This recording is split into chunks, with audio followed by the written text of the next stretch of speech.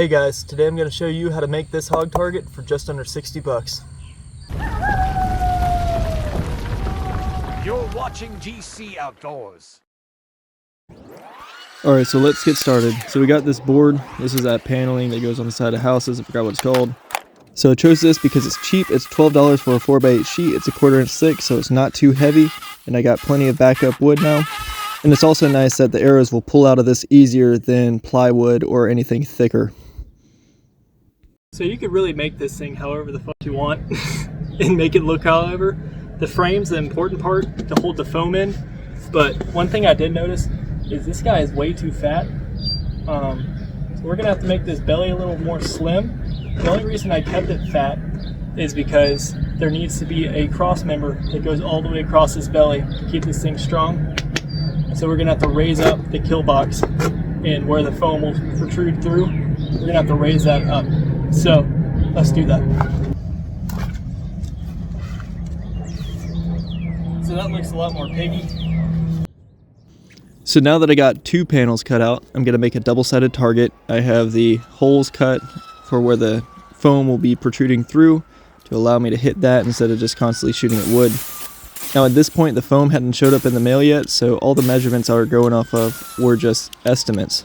But I did know I was going to have a roughly 4-inch thick by 12-inch tall and 24-inch wide piece of foam that needs to fit between these two pieces of paneling and these supports. So I'm trying to build the frame out of 2x3s that allows for that to fit well. And I found the best way to do this was to have the 2x3 stacked, one 2-inch wide and one 3-inch wide. And that gets me roughly, it's like 3 7/8 inches, which is kind of interesting. The good old lumber company has been scamming us for years, and we just say, that's fine, take my money. But anyway, you can see the frame, how I was talking, how they're going to be stacked like that. And the reason I went two-sided on this is, one, because I can shoot the target looking both directions, and also it adds more rigidity to the target itself. So that's nice to have. A quick cost check, we're at $12 for the panel, and we have two 2x3s into this, so that's right at about $18. Now this foam is all sorts of shot out on it, so until I get the new foam, this is what's going to be in it. It's not going to shoot too well.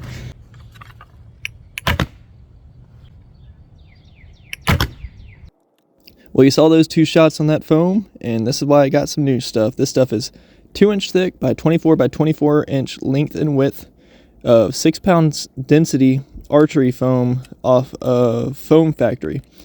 They are a decent little website. The only issue is you don't get free shipping till it's $75. So I spent $20 on this foam and then like $10 in shipping, so there's $30. So now we're at like $48 for this target, and I still got to paint it. And you see the paint here that's on there. Yeah, I ran out of spray paint on the one side, so I ended up having to go get more paint, so I just went ahead and held off on painting anything else. But this is where my wheels start turning in my head, and I realize there's a problem. Remember how I said the dimensions of the foam block I bought were estimated? Yeah, this is why it doesn't fit. It's just a little too wide, so I ended up just having to take a panel off one side and then kind of clamping it in. I was about to change up everything, but then I just decided to keep it simple, and that saved me money for mounting hardware of the foam itself too.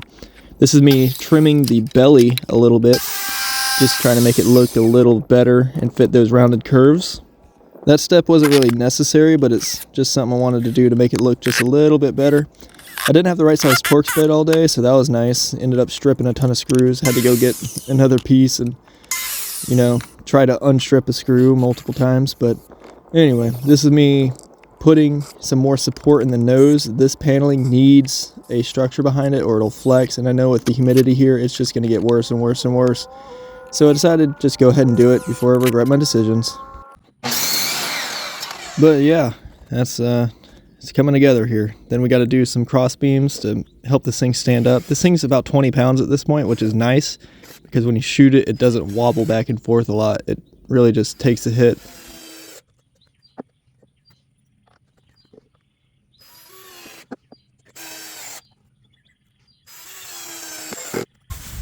Alright, so up until this point I didn't address the painting of it because I ran out of paint. Out of 5 cans, all my paint was flat, so I had to go get new paint. So we're going to restart here. Not too happy with how this looks. And I got to paint the foam as well. Alrighty, so the first step is just get rid of this old nasty paint job. This new paint is a lot thicker and it's nicer to use on here.